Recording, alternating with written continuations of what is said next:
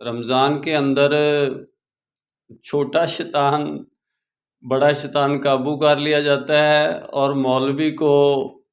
آزاد کر دیا جاتا ہے، اس کو قید کر دیا جاتا ہے اور اس کو آزادی مل جاتی ہے مسجد کے اندر اپنے مقصد کی بات بیان کرنے کی۔ تو یہ مولوی جتنی بھی دینی جماعتیں ہیں ان دنوں میں بڑے دورے تفسیر کرتے ہیں، بڑے دورے حدیث کرتے ہیں،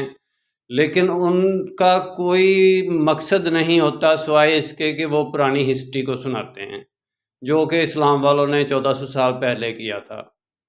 یعنی کہ وہ بڑے دورے تفسیر ہوتے ہیں، قرآن کے بڑے دورے حدیث ہوتے ہیں، کہنے کی بات کرنے کی بات کوئی نہیں ہوتی، صرف ثواب لینے کا ایک پیٹرن بنایا ہوا ہے۔ ہم نے اسلام کو ایک ثواب لینے کا ذریعہ بنا لیا ہے، اس میں کوئی بھی ایسے افراد نہیں ہوتے، بلکہ اکثریت اس سے خالی ہے اس بات سے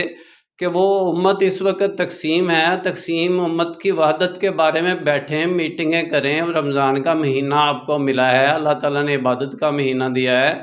اور سب سے افضل تو وہ لوگ ہیں کہ جو امت کے بارے میں بات کر رہے ہیں، عبادت سے بھی افضل ہے۔ یہ تو صحیح حدیث ہے کہ مسجد نبوی میں ایسے ہی نمازی جو ایک دین کے بارے میں بات کر رہے تھے، مسائل کے، اور کچھ لوگ عبادت کر رہے تھے، آپ صلی اللہ علیہ وسلم ان کے دائرے میں جا کے بیٹھ گئے جو دین کے معاملات پر بات کر رہے تھے۔ تو یہ زیادہ اہمیت کی حامل چیز ہے کہ اس وقت امت کی وحدت کی بات کی جائے، اور اس کو یعنی کہ وہ ہر رمضان ایسے ہی گزر جاتا ہے، ہر جمعہ، ہر عید، ہر روزہ، ہر زکوٰۃ، ہر حج، یعنی کوئی عبادت خمسہ کو ہم اس لیے استعمال کر ہی نہیں رہے جس مقصد کے لیے یہ بنی ہے کہ امت ایک ہو۔ میرا کام اسلامک ورلڈ کی امن اور یونائٹی کا ہے، انشاءاللہ ڈیٹیل میں بات پھر ہوگی۔ نسبت وحدت خدمت خیر کے ساتھ، اللہ حافظ۔